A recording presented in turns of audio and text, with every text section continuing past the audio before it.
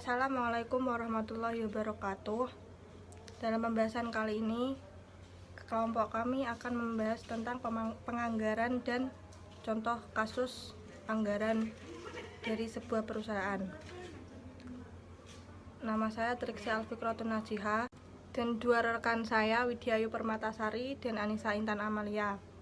Masing-masing akan menjelaskan tentang pengertian, karakteristik anggaran, tujuan pokok anggaran, rancangan dasar anggaran, dan contoh kasus dari sebuah perusahaan.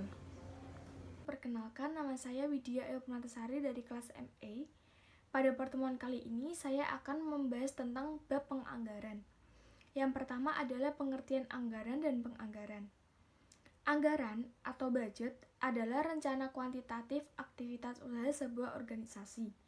Anggaran mengidentifikasi sumber daya dan komitmen yang dibutuhkan untuk memenuhi tujuan organisasi selama periode yang dianggarkan.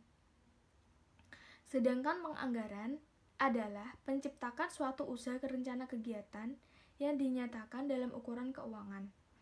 Penganggaran memainkan peran penting dalam perencanaan, pengendalian, dan pembuatan keputusan. Karakteristik anggaran.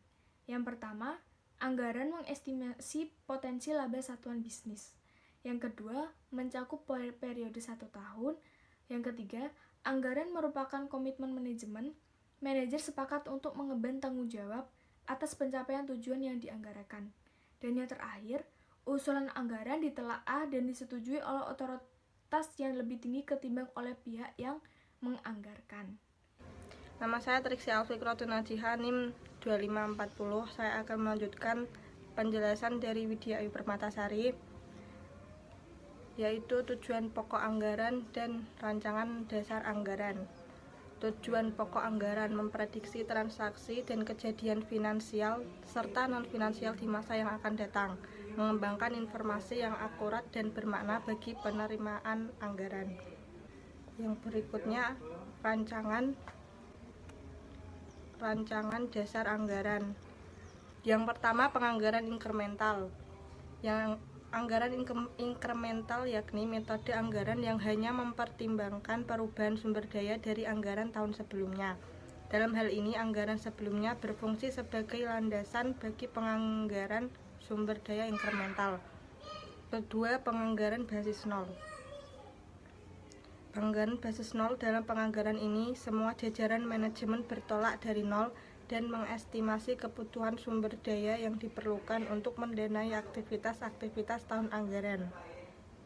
Yang ketiga, penganggaran statistik, yakni merupakan ancaman yang dipakai oleh banyak perusahaan jasa dan ada banyak fungsi jasa pendukung seperti bagian pembelian, bagian akuntansi, dan bagian hukum. Yang terakhir, anggaran fleksibel. Anggaran ini mengaitkan volume aktivitas dengan jumlah rupiah yang dianggarkan. Bermanfaat terutama dalam menaksir dan mengendalikan biaya pabrik dan beban operasi. Nama saya Anissa Intan Amalia, NIM 2542.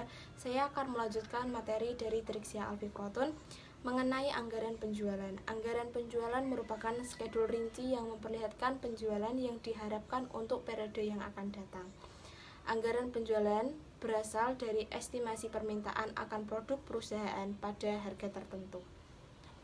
Contoh kasusnya, perusahaan yang bergerak dalam bidang usaha industri tas anak-anak akan merencanakan penjualan ke beberapa daerah secara kuartalan sebanyak 200.000 unit selama tahun 2006. Berikut disajikan informasi berkenaan dengan rencana penjualan di atas yakni sebagai berikut. Rencana penjualan selama 4 kuartal adalah sebagai berikut. Kuartal 1, 20.000 unit, kuartal 2, 60.000 unit, kuartal 3, 30.000 unit, kuartal 4, 18.000 unit. Harga jual per unit adalah 1.000.